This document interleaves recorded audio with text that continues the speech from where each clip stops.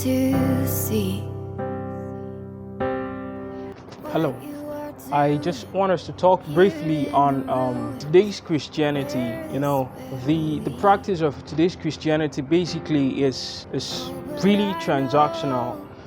We have more of transactional Christians. If I follow Christ, what will I gain? Where would I be? What are the things that will come to me? Will I be more favored than others? That is why it is easy to see people say that I will prosper more than my co-workers, more than my colleagues, more than my friends, more than my siblings, more than everyone else, because they believe that following God means that your life will be much more than the lives of other people. But then we have a lot of unbelievers that are doing great things in their own spheres that do not even believe in God. So who now is responsible for their own success? I know you will say that success is beyond wealth, but then most of the things that we pray about, most times when we pray to succeed, what we are talking about indirectly is that, Lord, I want to have money. I want to have material things. I want to be able to fly to any country I want to go to. So it is part of it.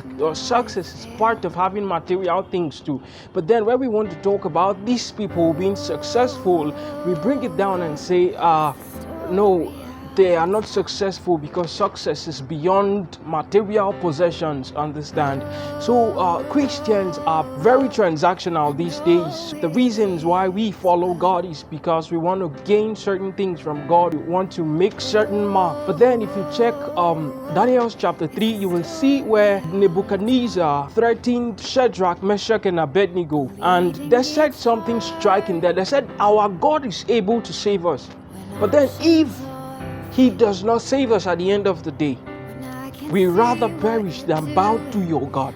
Do we have people like that can say, Lord, even if material possessions will not come, I will follow you nonetheless? All right, how about there's this lady, she's late now, Nightbird.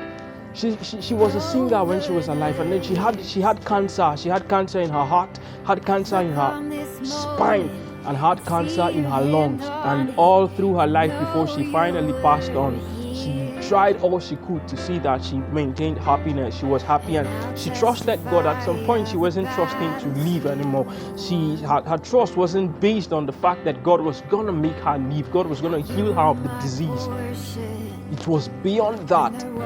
She held it that even if despite the fact the doctors have said I am dying, it is still God that is the ultimate. Can we live our lives like that? Of which, of course, a lot of persons will not.